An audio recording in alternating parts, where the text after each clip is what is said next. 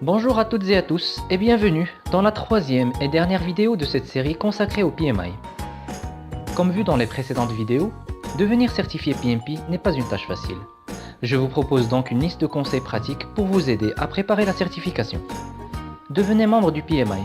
Certes, l'adhésion est payante, mais ce montant sera rapidement rentabilisé puisque vous allez bénéficier d'une réduction sur les frais de l'examen PMP, en plus de l'accès à différentes ressources et documentation. Consacrez du temps à la lecture et la compréhension du code éthique du PMI. Vous allez devoir le signer pour obtenir votre certification. La préparation à la certification PMP est un projet en soi. Il est donc indispensable de prévoir du temps pour définir votre plan de travail et planifier vos différentes activités. Bien entendu, ce plan doit être réaliste afin que vous puissiez le respecter. Parmi les principaux prérequis demandés par le PMI, nous retrouvons la formation de 35 heures minimum.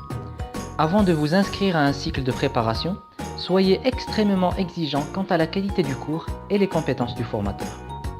Privilégiez les formations animées par des PMP. Durant votre préparation, insistez plutôt sur la compréhension des processus, leur enchaînement, ainsi que les outils et techniques utilisés dans chaque phase du projet.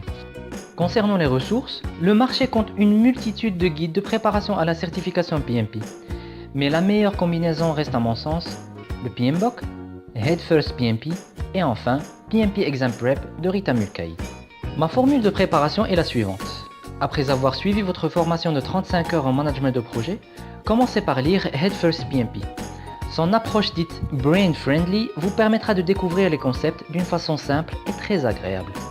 Ensuite, enchaînez avec le PMBOK et le PMP Exam Prep en les lisant en parallèle chapitre par chapitre.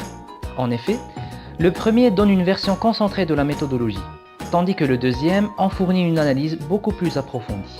Enfin, je vous conseille de revenir une deuxième fois vers le PMP Exam Prep, cela vous permettra d'éclaircir certains concepts que vous jugerez ambigus. Exercez-vous le plus possible.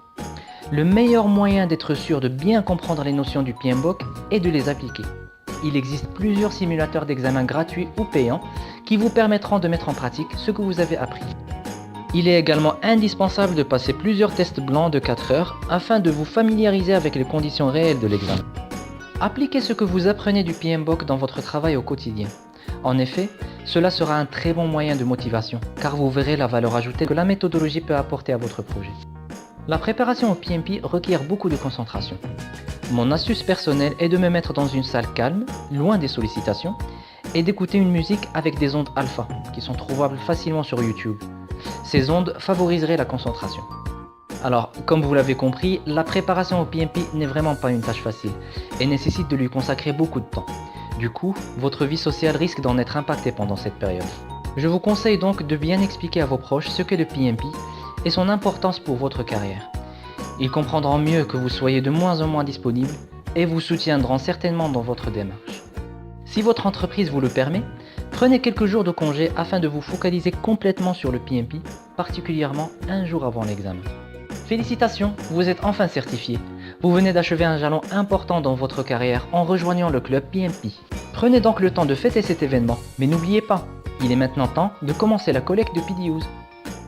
Voilà, ce sera tout pour aujourd'hui. J'espère que cette série sur le PMI et particulièrement le PMP vous a été utile. Comme d'habitude, je vous invite à consulter mes articles sur mon blog que vous voyez sur votre écran. N'hésitez pas à m'y laisser vos commentaires ou à m'envoyer vos questions, remarques ou suggestions sur mon adresse mail ou sur mon profil LinkedIn. Je vous remercie.